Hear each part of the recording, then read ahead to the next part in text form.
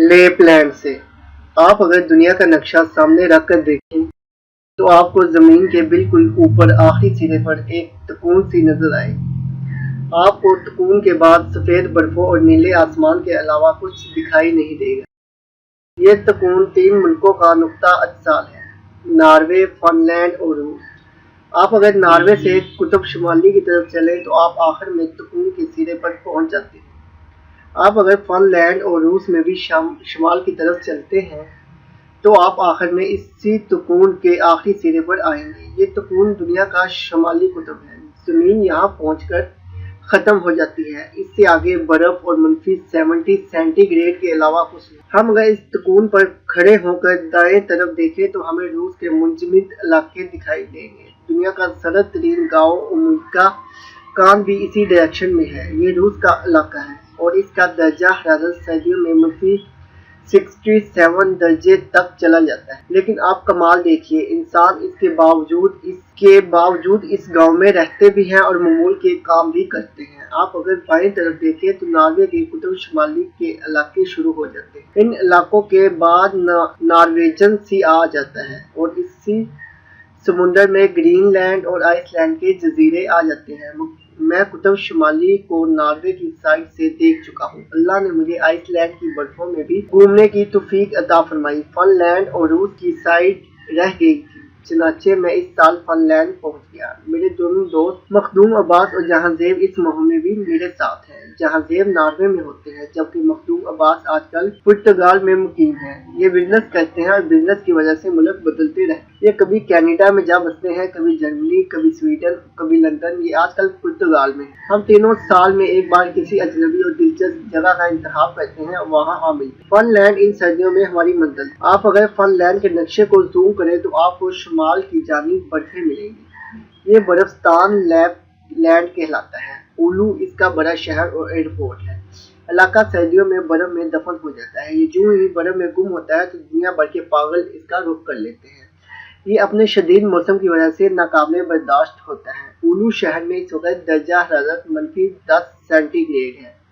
आप इससे कुतुब शुमाली के आखिरी सिरे का अंदाजा कर लीजिए। सर्दी की वजह से रेनडियर नीचे आ जाते हैं। पूलो बियर कतबी रीछ भी जंगलों में फिरने लगते हैं और रूसी कुत्तों की खौफनाक नस्ल हस्की भी आम नजर आने लगती है। लेपलैंड में जंगल में बर्फ के दरमियान बर्फ के होटल बन जाते हैं। ये होटल बर्फ काट कर बनाए जाते हैं। आप जब इन होटलों में दाखिल होते हैं तो आपको मेन गेट से कमरे, dining hall, coffee shop, shopping centres और बाथ तक बर्फ के मिलते हैं। बर्फानी होटल 4 माह रहते हैं। अप्रैल में पिघलना शुरू करते हैं और फिर गर्मी के साथ बह जाते हैं।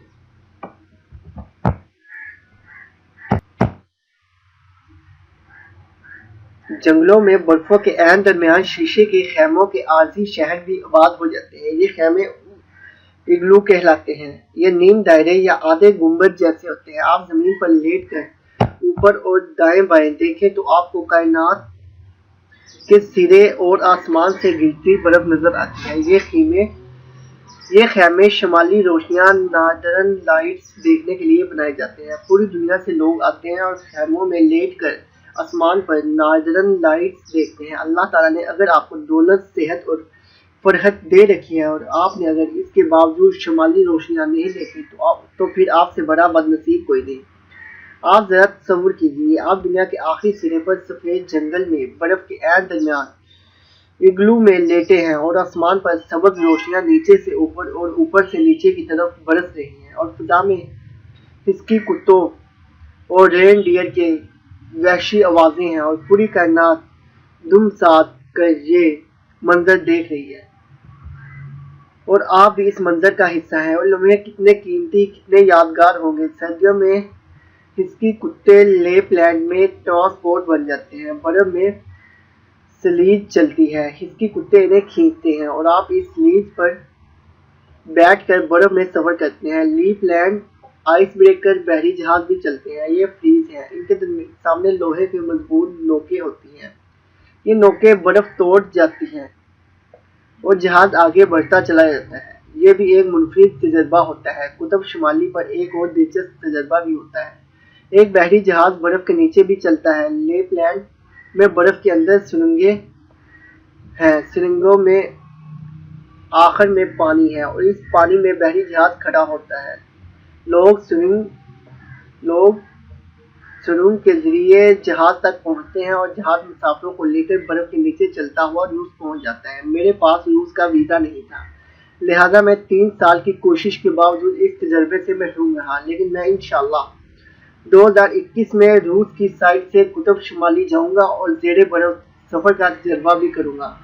लेपलैंड में बर्फ तोड़कर मछलियां भी पकड़ी जाती हैं। मुंजमद समुंदर और मुंजमद झीलों के ऊपर खड़े होकर बर्फ में सुराख किए जाते हैं और इन सुराखों में कांटा और डोरी डाल दी जाती है। बर्फ के नीचे मौजूद मछलियां खुराक की तलाश में कांटे के करीब पहुंच जाती हैं। ये कांटे को मुंह मारती हैं और डोर में फंस जाती हैं। शिकारी इन्हें निकालकर बर्फ पर फेंक देते हैं। मछलियां पानी की तलाश में तड़पती रहती हैं और तड़प तड़प कर जान दे देती हैं और शिकारी इनके टुकड़े करके बारबेक्यू बनाकर खाते हैं। बर्फ पर बारबेक्यू की अंगीठियां रखी जाती है और हर अंगीठी के पास शिकारी मछलियां भून रहे होते हैं। धुआं, मछली के गोश्त की बू और सर्दी तीनों मिलकर माहौल को ख्वाब बना देती हैं। कुतुब शुमाली की सुबह भी एक दिलचस्प तजुर्बा होता है। आप बर्फ के दरमियान खड़े हैं, दूर दूर तक बर्फ की सफेदी बिखरी है। धुंध, सर्दी और बर्फ के परिंदे आपको ताहत नजर चेहरे के सिवा कुछ दिखाई नहीं देता। इस मंजर में आसमां के एक सिरे को आग लग जाती है और फिर ठठरती हुई सुबह पूरे माहौल में गुंज जाती है और फिर आहिस्ता आहिस्ता आसमान का पूरा मशरकी सिरा पिघले हुए सोने में तब्दील हो जाता है। जमीन के हर सिरे पर सुबह तुलू होती है। मुझे फिजी के इंतहाई दूर दराज जजीरे ट्यूनी की सुबह देखने का इत्तेफाक हुआ और मैंने पैटिया की सुरख चट्टानों पर भी सूरज को उगलते हुए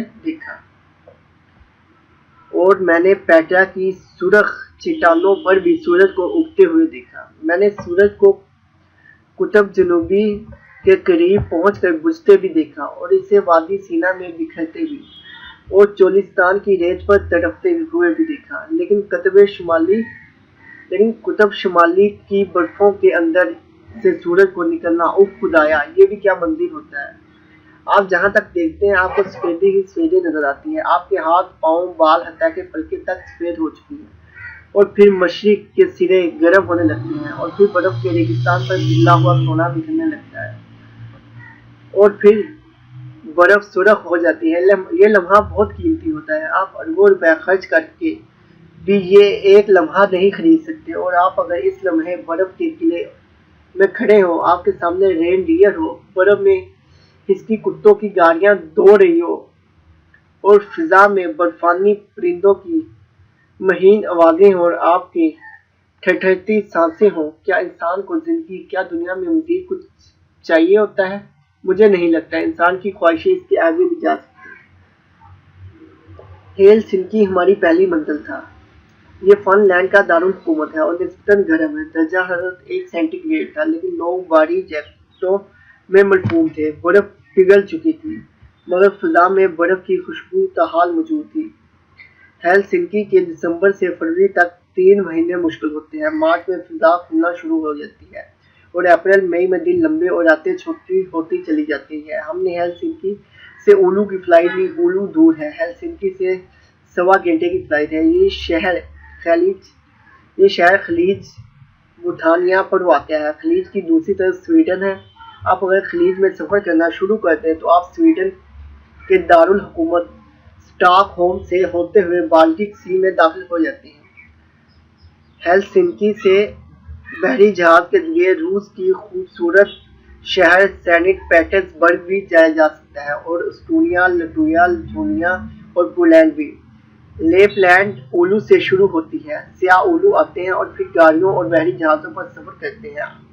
आप लेपलैंड में जूं आगे बढ़ते जाते हैं, आप दाएं जानिब रूस और बाई जानिब नॉर्वे को महसूस करते जाते हैं। तीनों मुल्कों की सरहदें साथ साथ चलती हैं, लेकिन बर्फ की वजह से इन्हें शनाख्त करना मुमकिन नहीं होता। रास्ते में घने जंगल और झीलें भी आ जाती हैं, लेकिन ये सब बर्फ में दफन होती हैं। आप जमीन पर हैं या पानी पर, आप अंदाजा नहीं कर सकते। हमने पहली रात उलू में गुजारी। उलू भी मुंजमद था। दर्जा हरारत -5 था, लेकिन हवा की वजह से सर्दी -12 थी। जिस्म का जो हिस्सा जैकेट, मफलर या टोपी से बाहर होता था वो जम जाता था। बर्फ शीशे की तरह शफाफ और संगे मरमर की तरह फिसलानी थी। कदम संभल कर चलना भी मुश्किल था। बर्फ की तह पांव के नीचे टूटती थी और यूं महसूस होता था हम जैसे बर्फ की कैंचियों पर चल रहे हैं। पूरा शहर शाम 8 बजे सुनसान हो चुका था। सड़कों और गलियों में लोग नजर नहीं आ रहे थे। ट्रैफिक तक ठठरी हुई और कहरे की शिकार थी और हम इस ठठरे माहौल में भूतों की तरह चल रहे थे। हम इस वक्त बर्फ में बर्फ के कतरे महसूस हो रहे थे।